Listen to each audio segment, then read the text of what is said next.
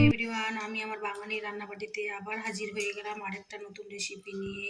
আর আপনারা সকলে কেমন আছেন? ইনশাআল্লাহ আপনারা সকলে ভালো আছেন, আমিও ভালো আছি। আর কে কোথা থেকে আমার ভিডিওগুলো দেখছেন প্লিজ আমাকে কমেন্ট করে জানাবেন, তাহলে আমি আপনাদেরকে ধন্যবাদ জানাতে পারবো।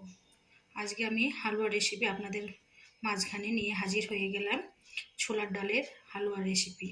চলুন তাহলে আমি কিভাবে হালুয়ার রেসিপিটা তৈরি করছি আপনারা আমার সঙ্গে থাকুন, পুরো ভিডিওটা দেখবেন, স্কিপ করবেন না। স্কিপ করলে কিন্তু অনেক কিছু মিস করে ফেলবেন। প্রথমে আমি এই ছোলার ডালটাকে ওভারনাইট ভিজিয়ে রেখেছিলাম, সারা রাত্রি ভিজিয়ে রেখেছিলাম। এখন এটা ধুয়ে ভালোভাবে জল ঝরিয়ে নিয়েছি। এখন আমি প্রেশার কুকারে এই ডালটাকে সেদ্ধ করব। আপনারা কে কেমনভাবে বানাচ্ছেন আমি জানি না, আপনারা আমাকে কমেন্ট করে জানাবেন। আমি কিভাবে তৈরি করছি সেটা আপনারা লক্ষ্য রাখবেন। ডালগুলোকে আমি প্রেশার কুকারের মধ্যে নিয়ে নিব সেদ্ধ করার জন্য, সব ছোলার ডালগুলোকে। এই যে দেখেন, সব ডালগুলোকে আমি প্রেশার কুকারে নিয়ে নিলাম। এখন আমি এটা সেদ্ধ করতে বসাবো। আমি জল দেব না, জলের পরিবর্তে আমি দুধ দেব। 500 গ্রাম দুধ এই যে আমি দিয়ে দিচ্ছি,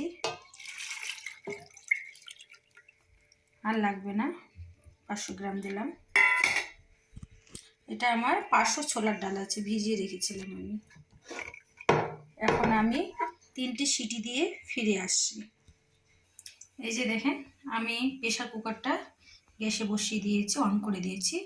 এখন আমি 3টে সিটি দিয়ে ফিরে আসছি, কিছুক্ষণ পরে ফিরে আসছি আমি। আপনারা আমার সঙ্গে থাকুন, স্কিপ করবেন না।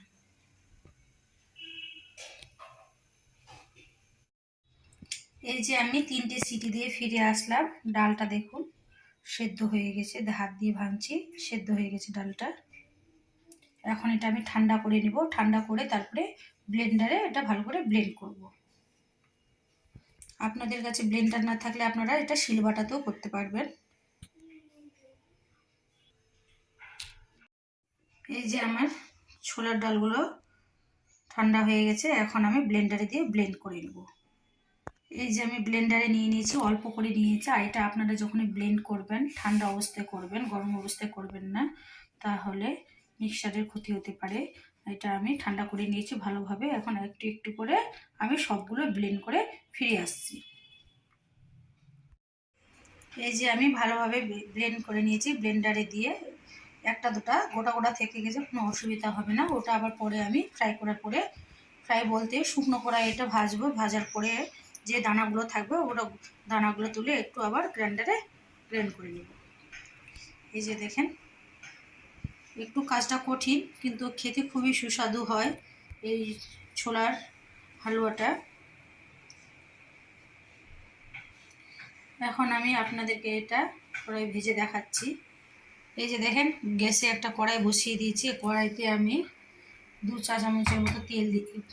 তেল না, আমি দেব ঘি দেব। আপনাদের কাছে ঘি না থাকলে তেলটা দেবেন, কিন্তু হালুয়াতে সাধারণত ঘি লাগে। তেল দিলে সুস্বাদু হবে না হালুয়াটা। যত ঘি দিবেন হালুয়া খেতে তত সুস্বাদু হয়। এই যে আমি ঘি দিচ্ছি।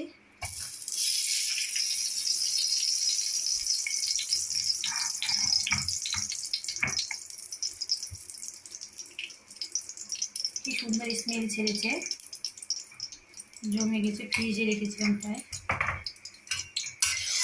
চারপাশটা ভালোভাবে কড়ার গায়ে এইভাবে ঘিটাকে লাগিয়ে নিই। তারপরে আমি ডাল বাটাটা দিব, ছোলার ডাল বাটাটা।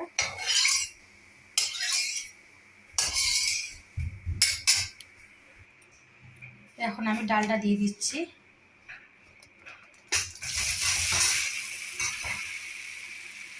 আর এখন গ্যাস অফ করা যাবে না, গ্যাসটাকে হাইতেই রাখতে হবে আর কন্টিনিউ এটা নাড়তে হবে। একদম ছেড়ে রাখবেন না, ছেড়ে রাখলে তলায় ছিটে যেতে পারে। এটা কন্টিনিউ এভাবে নাড়তে হবে, তাহলে ঝরঝরে হয়ে যাবে, শুকনো হয়ে যাবে। যখন ঝরঝরে শুকনো হয়ে যাবে তখনই বুঝতে পারবেন এটা হয়ে গেছে। এখন আমি এটা এইভাবে কন্টিনিউ নাড়তে থাকবো। গ্যাসের ফ্লেমটা আমি হাইতে রেখেছি। হাত ছাড়বেন না, হাত ছাড়লেই কিন্তু তলায় এটা বসে যেতে পারে।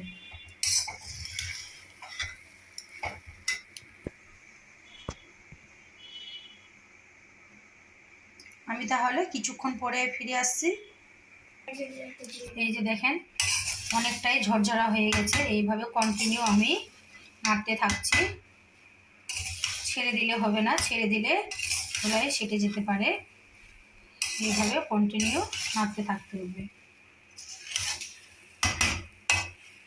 একটু ধৈর্য দিয়ে কাজটা করতে হবে। কড়াই ছেড়ে কোথাও যাবেন না, ছেড়ে দিলে পরে এটা সেটে যেতে পারে।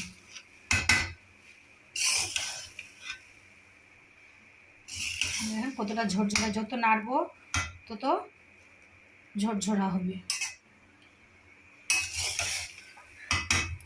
প্রথমে কেমন ছিল এখন কেমন হয়েছে আপনারা দেখলে ভিডিওটা বুঝতে পারবেন।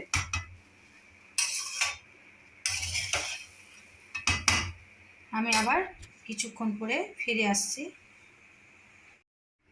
এই যে দেখেন কতটা ঝরঝরা হয়ে গেছে, এটা আমার ভাজা হয়ে গেছে। এখন আমি একটুখানি জাস্ট ঘি দিয়ে একটু ভালো করে ভেজে নিব। আর যেগুলো দানা দানা আছে ওগুলো ঠান্ডা হয়ে আসলে হাত দিয়ে ভালো করে ভেঙে নিলে ঠিক হয়ে যাবে, ঘাবড়ানোর কোনো ব্যাপার নেই। এখন আমি ঘিটা দিয়ে দিচ্ছি। হালুয়াতে একটু ঘিটা বেশি দেওয়ার চেষ্টা করবেন।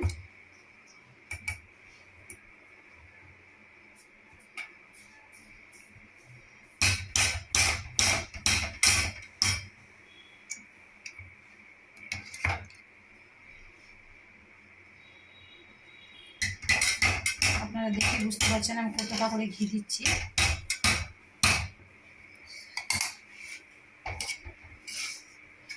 আবার লাগলে আমি আবার দেব। এটা ভালোভাবে মিক্সড করে নিব।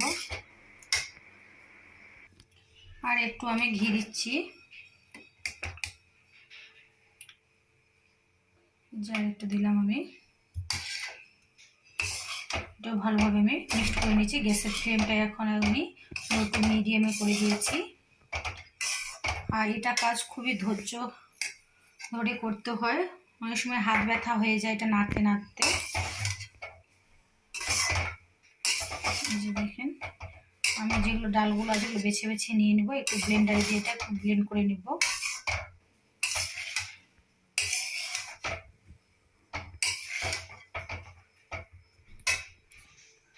হয়ে গেছে এটা আমার। হালুয়াতে দেওয়ার জন্য আমি কিছু কাজু আর কিছু কিশমিশ নিয়েছি, এটা আমি দিব হালুয়াতে। আপনারা এর পরিবর্তে অন্য কিছু বাদামও দিতে পারেন, আলমন্ডও দিতে পারেন। আমি ওটা দিলাম না, আমি কাজুটা আর কিশমিশটাই দেব। এই যে দেখেন আমার ডাল ভাজাটা হয়ে গেছে, এটা আমি এখন তুলে নিব। আমার পারফেক্ট আছে। ঠান্ডা হয়ে আসলে তারপরে আমি এটা হালুয়া তৈরি করব। হয়ে গেছে, এখন আমি শিরাটা বানিয়ে দেখাবো আপনাদেরকে। এই যে আমি এটা বাটিতে তুলে নিলাম, এটা ঠান্ডা হতে দিয়েছি। ভালোভাবে এটা আমি ঠান্ডা করে নিই। যেগুলো গোটা গোটা ডাল আছে আমি ওটা একটু ব্লেন্ডারে হালকা করে ব্লেন্ড করে নেব। এই যে দেখেন কড়াইতে আমি ঘি দিয়ে দিয়েছি, এখন ড্রাই ফ্রুটসগুলো দিয়ে দিচ্ছি। আগে কাজুটাকে দিব আমি, হালকা করে একটু ভেজে তুলে নিব।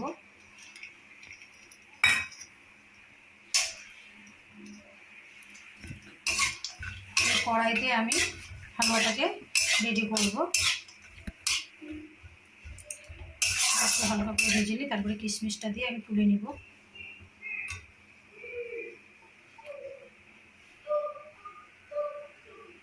এবার আমি কিশমিশটা দিচ্ছি।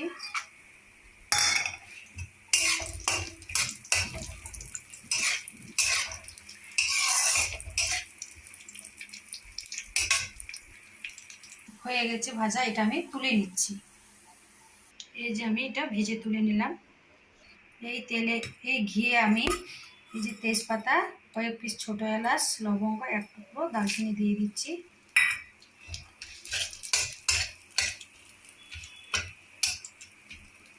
দিয়ে দিলাম।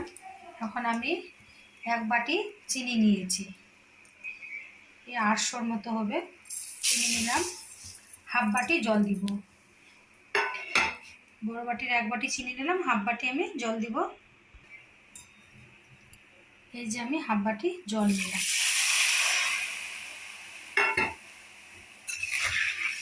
এটাকে ভালো করে আমাকে সুগার সিরাপটাকে রেডি করে নিতে হবে।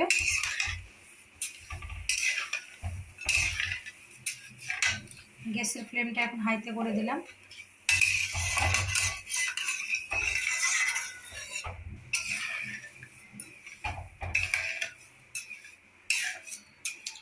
এক তারের মতো হবে তখন আমি গ্যাসটা কমিয়ে দিব। এই যে দেখেন চালনিতে করে এইভাবে আমি এটা ডলে ডলে চেলে নিচ্ছি, আর যেগুলো গোটা গোটা আছে ওগুলো একটু আমি ব্লেন্ডারে দিয়ে ব্লেন্ড করে নেব। আর এই যে আমি চেলে নিয়েছি, এই যে দেখেন কি সুন্দর হয়েছে, একদম দানা দানা নেই। দেখেন কিছু আমি পেস্তা বাদামও দিব, আপনাদের কাছে না থাকলে এটা স্কিপ করতে পারেন, কোনো ব্যাপার নেই। এই যে দেখেন আমার সুগার সিরাপটা হয়ে এসছে, এখন আমি কি করব, এটাতে ঘি দিব। আর একটু আমি ঘি দিচ্ছি।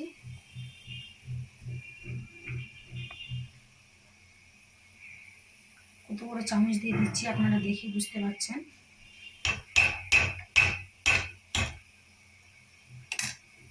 আমি অনেক ঘি দিয়ে দিয়েছি, আপনারা একটু দেখেছেন শুরু থেকেই একটু একটু করে অনেকটা ঘি দিয়ে দিয়েছি আমি।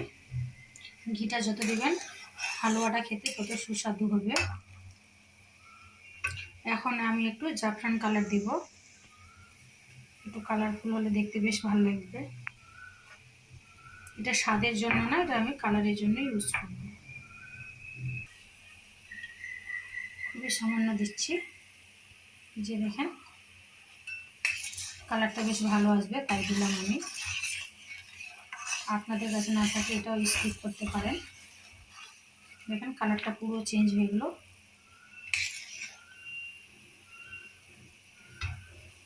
এখন আমি পেস্তা বাদামগুলো দিয়ে দিলাম, কাজু কিশমিশটাও আমি দিয়ে দিচ্ছি।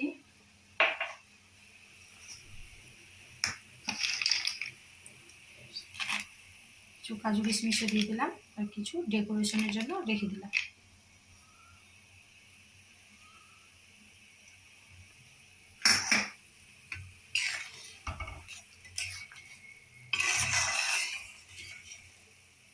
এখন যেটা আমি করব, আস্তে আস্তে করে গ্যাসের ফ্লেমটা আমি লোতে করে দিব, আর দিয়ে এটা ভালো করে মিক্সড করতে হবে। ডালের যে আমি পাউডারটা বানিয়ে রাখলাম সেটা আমি দিয়ে দেব।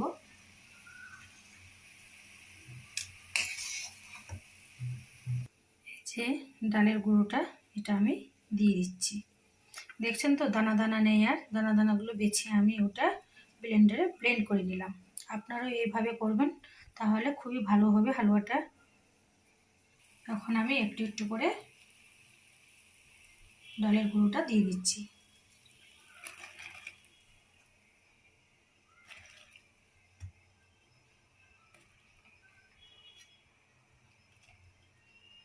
পুরোটা দিয়ে দিলাম। এখন আমি সুন্দরভাবে এটা মিক্সড করে নিয়ে আগে তারপরে গ্যাসের ফ্লেমটা হাইতে করব আমি।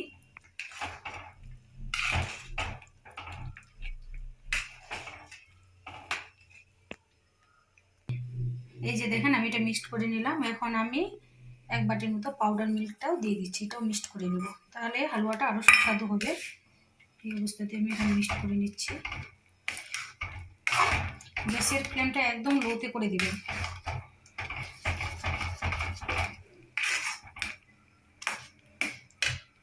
এই যে দেখেন একটা স্টিলের বড় থালাতে আমি ঘিটা এইভাবে চারদিকে লাগিয়ে নিলাম, তাহলে খুব সুন্দরভাবে হালুয়াটা সেট হবে, আর ইজিভাবে এটা উঠে আসবে তোলার সময়। আমার হালুয়াতে মিষ্টি চেক করলাম, পারফেক্ট আছে একদম। আমি আবার 1 চামচ ঘি দিলাম। এখন গ্যাসের ফ্লেমটা একটু বাড়িয়ে দিলাম। কালারটা কতটা সুন্দর এসে আপনাদেরকে বলে বোঝাতে পারছি না ফোনে, আর এত সুস্বাদু হয়েছে হালুয়াটা।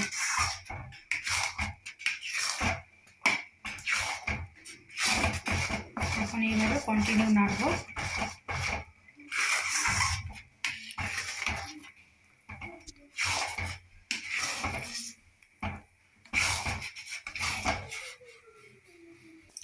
এই যে দেখেন আমার হালুয়া একদম ডান। এখন এটা আমি থালায় তুলে নিচ্ছি। ঠান্ডা হয়ে আসলে এটা শক্ত হয়ে আসবে। গ্যাসটা আমি অফ করে দিলাম। থালায় আমি তুলে নিচ্ছি।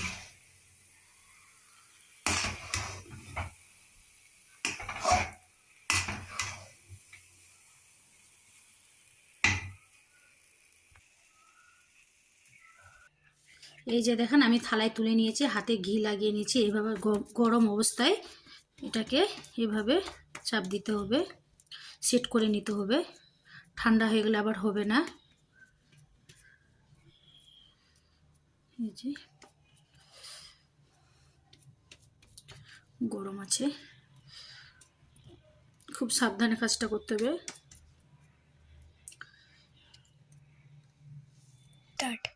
এই যে আমি চাকুতে একটু ঘি লাগিয়ে নিয়েছি। এখনই আমি এটা কেটে রেখে দেব।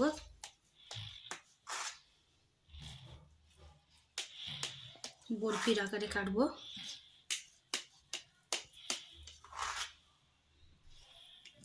ঠান্ডা হয়ে গেলে আবার কাটা যাবে না, তাই বরফির আকারে কেটে নিচ্ছি আমি।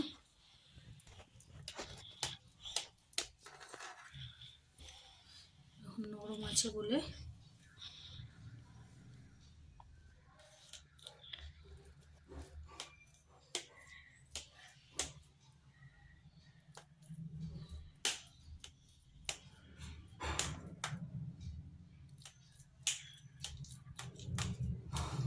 বরফির আকারে আমি কেটে নিলাম। এখন কিছু আমি দিয়ে ডেকোরেশন করব।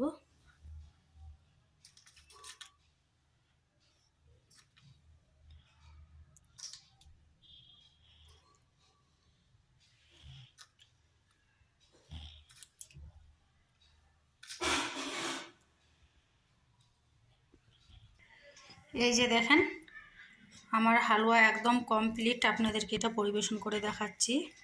খেতে তো দুর্দান্ত হয়েছে। কালারটা বোঝাতে পারছি না ক্যামেরার কারণে, ক্যামেরাটা খুব একটা ভালো না, কিন্তু খুবই সুন্দর হয়েছে কালারটা, আর খেতেও খুবই সুস্বাদু হয়েছে। আপনারা তো দেখেইছেন কতটা করে আমি ঘি দিয়েছি। হালুয়াতে যত ঘি বেশি পড়বে হালুয়াটা খেতে তত সুস্বাদু হবে। এটা ঠান্ডা হয়ে আসলে বরফি শেপে বেরিয়ে আসবে। আমার রেসিপিটা কেমন লাগলো আপনাদেরকে আপনারা আমাকে কমেন্ট করে জানাবেন। কে কোথা থেকে আমার ভিডিওগুলো দেখছেন প্লিজ প্লিজ আমাকে সেটাও আপনারা কমেন্টের মাধ্যমে জানাবেন, তাহলে আমি আপনাদেরকে ধন্যবাদ জানাতে পারবো। ছোলার ডালের হালুয়া রেসিপি আজকে আপনাদের সঙ্গে শেয়ার করলাম। আপনারা কে কেমনভাবে বানান সেটা আপনারা আমার সঙ্গে শেয়ার করবেন। আমি যে প্রসেসটা জানি আমি সেই প্রসেসটা আপনাদেরকে দেখালাম।